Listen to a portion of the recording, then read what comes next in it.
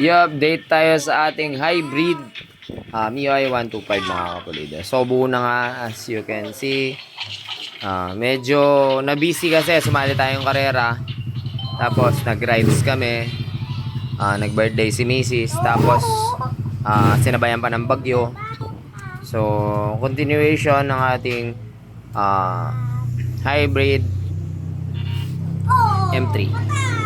So naka-tatlong bukas na rin kami dito, tatlong biyak kasi sa mga adjustment.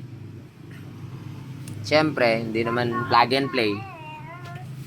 So ang medyo critical is yung timing gear kasi ang timing gear na gamit natin is pang Aerox. So hindi yung pareho sa M3, may customized, buti lang nakapagpagawa tayo kay Sir Jomar San Pedro. Ayan, shoutout sa kanya. Ang malupit na nagko-convert ng hybrid ng mga Fasio, M3, marami pang iba. So, yun yung timing gear is sumasayad dito sa Bendix flywheel. So, ang ginawa ko is binawasan ko lang ng konti o babawasan ko pa kasi para talaga mag-free flow na siya. So yun, all set na to mga kapulido. Sobrang busy lang, hindi ko na videohan. Bali, lastly, ang problema na lang namin is yung stud. So stud nito is stock. Sobrang haba. So sobrang haba niya, hindi siya pwede kahit katingin natin. Pero titingnan ko kung ano magiging paraan ko mga kapulido. Kasi pwede natin katingin doon sa baba dahil sa palaman, ayan.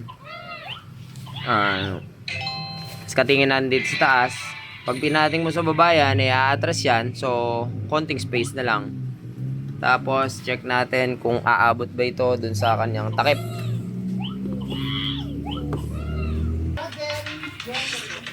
Bali mga kapulido, ito yung problema. So, hindi mo siya may sasara kung ganyan siya kahaba. Pero, palagay ko, makukuha natin sa cutting. Kaso sir, yung thread ang problema. So, hindi siya masasara. Pero, mga 7mm na lang siguro. So, kung kakat tayo ng kalahati dito, tapos kakat din tayo ng kalahati sa ibaba, hanggang dun na lang. O di, palagay ko, pasok na tayo mga kapulido. Doon sa kanyang compression, hindi siya pwedeng i-plug and play. Yes sir, shoutout sa inyo. Shoutout sa inyo, walk-in mula sa Bulacan.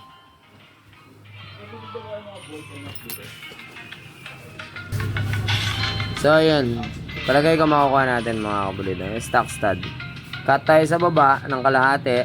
Kasi yung kapal na ito is ganyan lang naman. Tapos cut tayo dito sa taas. May pagkakapitan pa tayo ng kalahati. So that's enough para mahawakan yung higpit.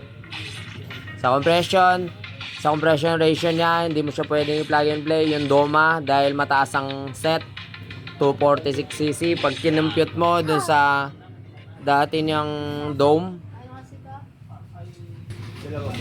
ay sobra yung compression niya, 13.5 accurate na nakakompute ko.